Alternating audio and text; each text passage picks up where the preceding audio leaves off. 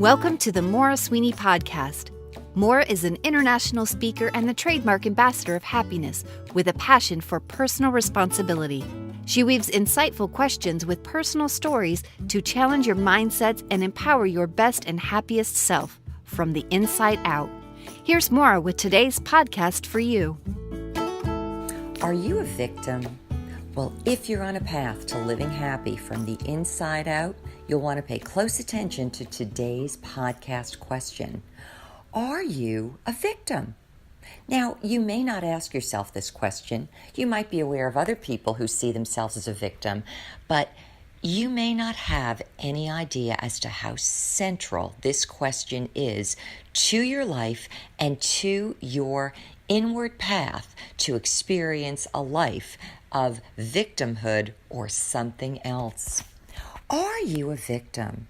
Do you know each of us walks around in a body, but what we don't realize is that our body, our physicality, is actually motored and I would say moved by our thought life. More importantly, and perhaps more profoundly, it's moved and evidenced by these very deep ideas we have about our identity. So are you a victim? Let me do something and give you some definitions of the word victim and see if at any level this relates to you. A victim is a person who's been harmed, injured, or killed as a result of a crime, an accident, or other event or action. There's more to it. A victim is a person who's tricked or duped. A victim is one that is acted on and usually adversely affected by a force or agent. And a final definition for victim is one that is injured, destroyed, or even sacrificed under any of various conditions. It's one subjected to oppression, hardship, or mistreatment. When we see ourselves as a victim, what we're actually doing is draining our own sense of energy. We are draining, diminutizing our sense of self. We're even emotionally and psychologically depressing ourselves. If you think about all those definitions for a victim, it brings, at least me, to mind of someone in need of a quote-unquote daddy. I can't take care of myself, so I need somebody else to take care of me. In that mindset, a person who feels that way is always thinking of himself or herself as a minor, as a child, as someone who feels personally incapable, or let's say someone who sees himself or herself as a perpetual dependent. It's a loss of personal power. And I really want you to think about this. If you are thinking about living a life of happiness from the inside out and your identification with that of a victim is there, do you suppose that will have any impact on the experience you have in life? Oftentimes now it's actually every time I speak publicly on things like leadership and influence and identity, I always ask that question, are you a victim or there's an alternative? Are you a beneficiary? I want you now to tune in to the word beneficiary, and I'm going to give you the definitions for it. A beneficiary is a person who derives advantage from something, especially a trust, a will, or a life insurance policy. It's a person who gains or benefits, one who benefits from something. And I love the word beneficiary because if you look at the first four letters, bene, it's a root that actually means good. What is going on in my life, or how do I see myself in life? As a victim or as a beneficiary? I feel so strongly about this question that I can never get away from it in my own life, in my own experiences. And for the purposes of today's podcast, I want to go back to a situation I had as a young girl and a choice I had to make, not realizing it at the time, but it played out very clearly as I got older.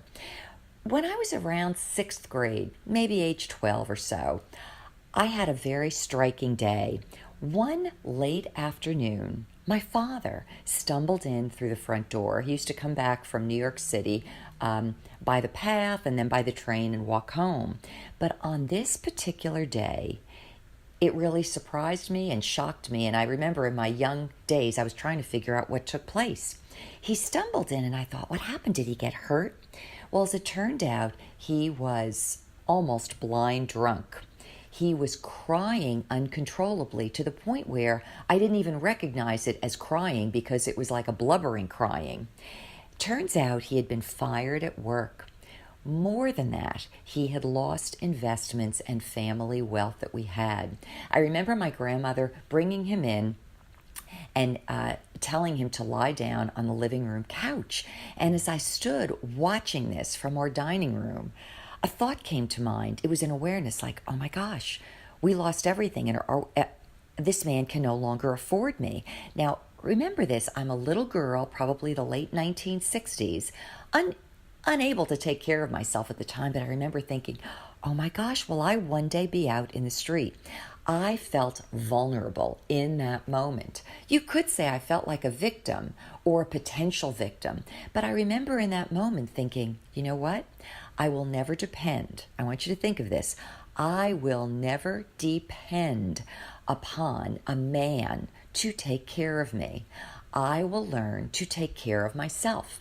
Now, in many ways, all of us have experiences over the course of our lifetime, and we make a decision within that time frame or that moment and the way in which we see ourselves. We can see ourselves as a victim. Oh, something terrible happened to me. Maybe I lost my sense of security. Maybe I lost a better life. Maybe I lost a gravy train that was coming to me. My future, my plans, whatever it may be, I lost. And now I need someone to help me.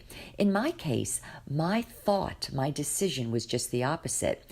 I will never depend on another man to take care of me. I will learn and I will become someone who can take care of myself.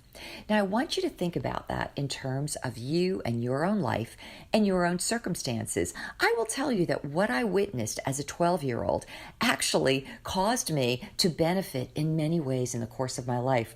I'll tell you, up until sixth grade, I didn't take school seriously. I remember doing my homework over breakfast in the morning.